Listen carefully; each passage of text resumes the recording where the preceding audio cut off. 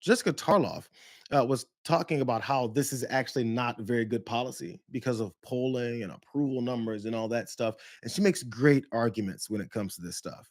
But she's still operating in this mindset that this isn't an occupying force and that this is not a dictatorship, a wannabe dictator. He's still trying to get there, but he's definitely a fascist.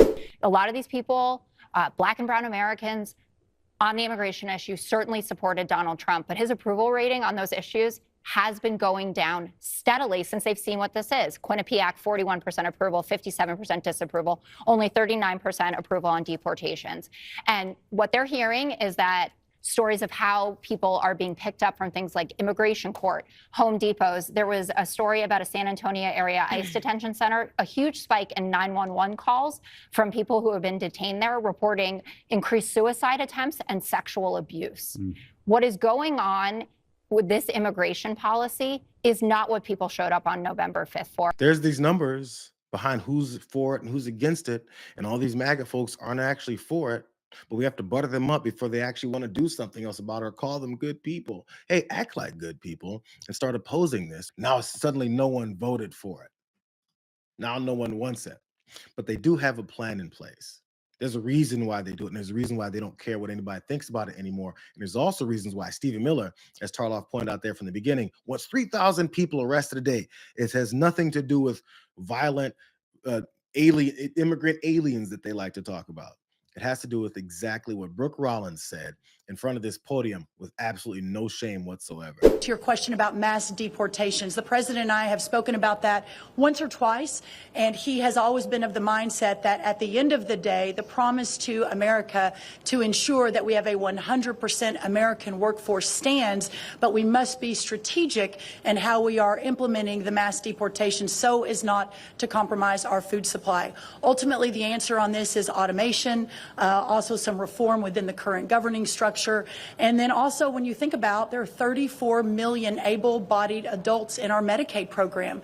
There are plenty of workers in America, but we just have to make sure we're not compromising today, especially in the context of everything we're thinking about right now. So no amnesty under any circumstances. Mass deportations continue, but in a strategic and intentional way as we move our workforce toward more automation and toward a 100% American workforce. As they move the workforce to 100% automation and also American workers, where will they find these American workers that apparently will take over? Because as we've seen, as to not disrupt our food supply chain, she pointed out.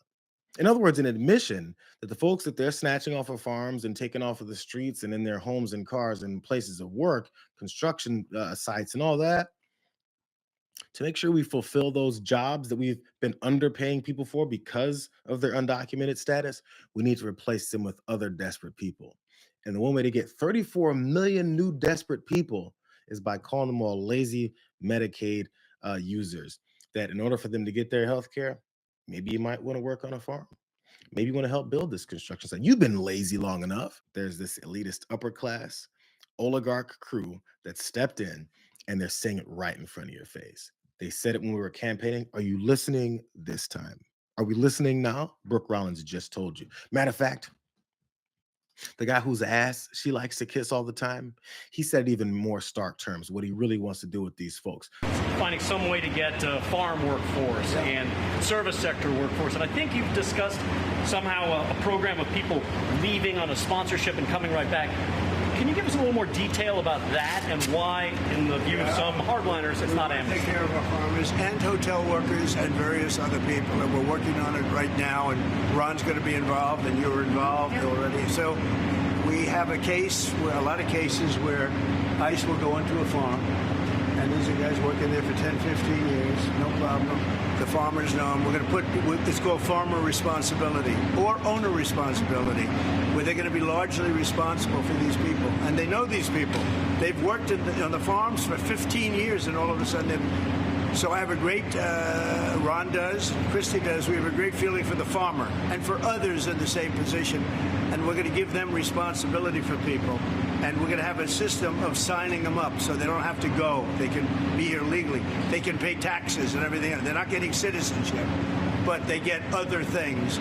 And And the farmers need them to do the work. Without those people, you're not going to be able to run your farm. And what we'll do is we'll start to let these farmer ownership groups begin to build small huts along their property where they can house their workers so that they can continue to work at any time that they need them to, so we can continue our food supply chain going. And then anytime those workers get out of line, we're going to allow those farmer owners to do whatever they want to them to continue to keep them in line. But they've already promised me that they've worked with these folks for 10 to 15 years, so they already trust them. They're some of the good ones. We can put them in particular positions closer to the farmer owners where they're trusted more and they won't necessarily lash out and get violent. But the strong, bigger ones, we can put them out in the fields where they can work for very little to nothing. And by the way, still tax them. They won't be citizens. They won't be complete citizens. They won't even be complete humans. This sounds very effing familiar. So where is this guy trying to take America back to? To the same place that this party's always talked about it never was. Like I said, it's the way these politicians have always talked. Do you remember Nikki Haley was asked about the legacy of enslaving people in this country? What was the cause of the United States Civil War?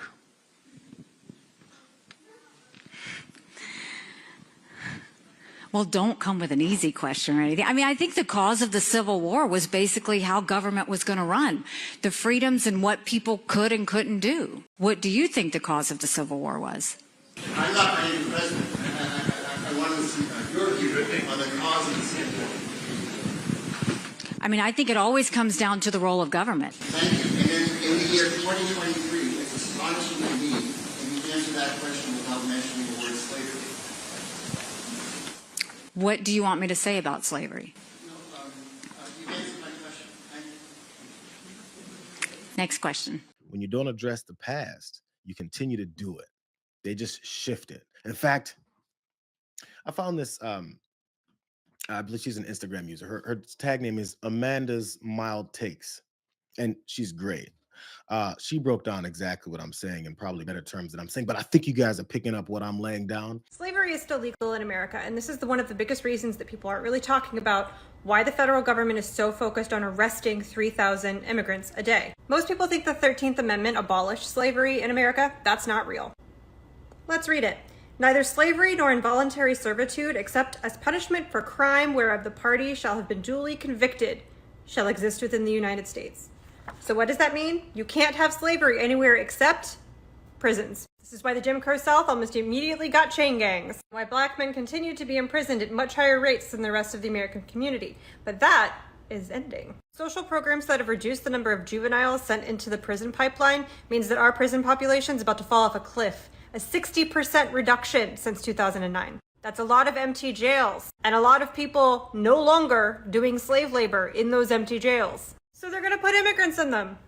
Core Civic and Geo Group are two for-profit prison companies. They build kind of regular prisons and also immigration detention facilities. Since Trump took office again, their contracts have been renewed or modified or gotten new ones for detaining immigrants. Notably, the people who own these companies don't like tent cities like Alligator Alcatraz, and they don't like our base use of Guantanamo for these purposes. They also don't like us sending people to El Salvador. They want immigrants here, in jail, making license plates, as Americans and anyone else we jail have been since Reconstruction. So obviously, we've always known this.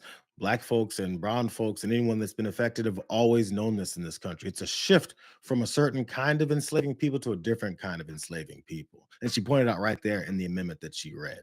So as long as you have prisoners, you can use them as slave labor. Obviously, we already know this, but we just accept it. You can also abuse them. They can be in prisons where they're getting raped and murdered and get into fights and even get abused by prison guards as well. Weird how that's such a similarity to the way this country began and how it was built to the greatest nation on earth. But now they have to shift it. Remember how upset people always were with activists, prison reform folks? Because they're continuing to change the way that they used human beings that they need to stack in as many for-profit and even nonprofit prisons as possible so that they could have more prison labor to pay for this whole thing we call capitalism from these folks who say they're the best businessmen on earth, when in reality, they're the best enslavers on earth. There's a second part of this from Amanda's Mild Takes. Now, who is the Geo Group's largest source of contractors? ICE. Who runs ICE now? Tom Thumb Homan, who used to work as a consultant for Geo Group. Thom Homan, who used to do lobbying work for Geo Group. Pam Bondi.